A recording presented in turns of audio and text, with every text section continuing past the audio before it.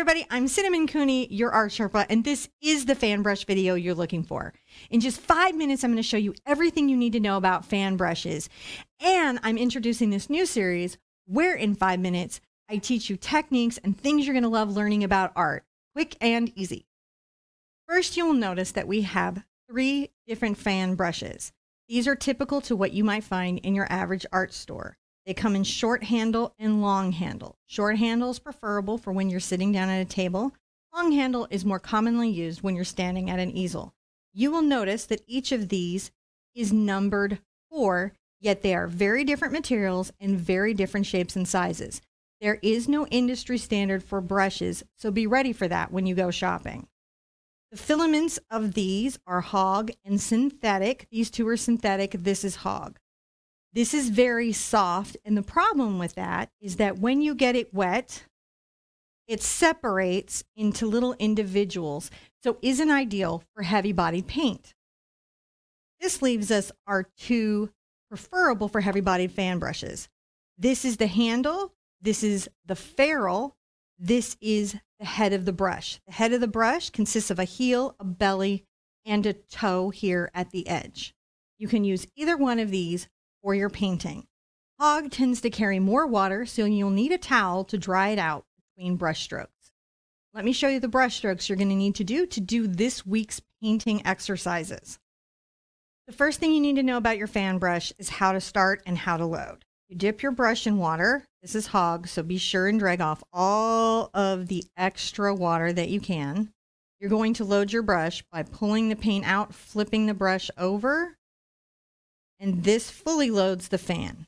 Your first technique is a stipple. This is simply lifting the brush up and down, creating stipple marks that you can use for bushes and trees, sea foam, and clouds. There are 2 positions to your fan brush that a lot of beginners don't know about: handle up and handle down. I'm going to show you what that effect is. When you load your brush, and you have the handle up, it makes a smiling set of marks. The marks will curve up. This is useful for trees that have upward branches or for grass that you want more upward facing. Conversely, when the handle is down, the marks are much more of a frown. There isn't a right or wrong way. It's just the technique you need for the particular thing that you're painting. Another technique you're going to need to know about a fan is a pulling upward stroke.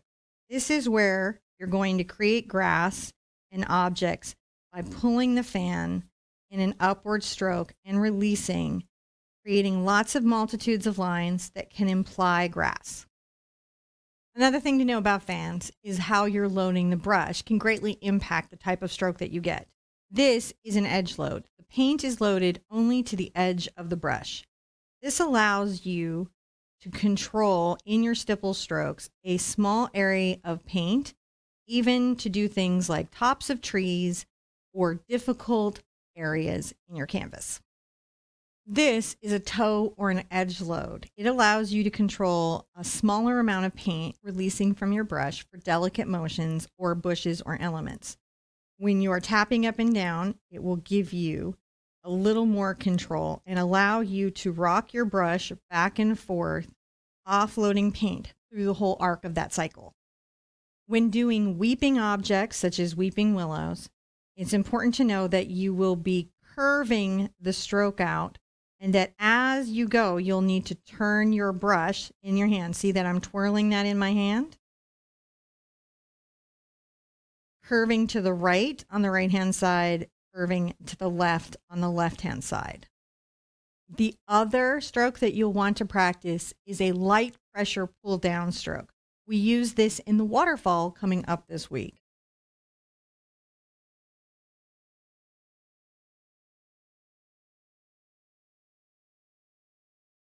These are the techniques that you will be using all week in these upcoming videos of 5-minute art projects where just in 5 minutes you learn how to paint something with your fan brush. Be sure and practice and meet me tomorrow for the next fun project. We're going to work on a pine tree. Be good to yourself, be good to each other, and I want to see you at an easel really soon.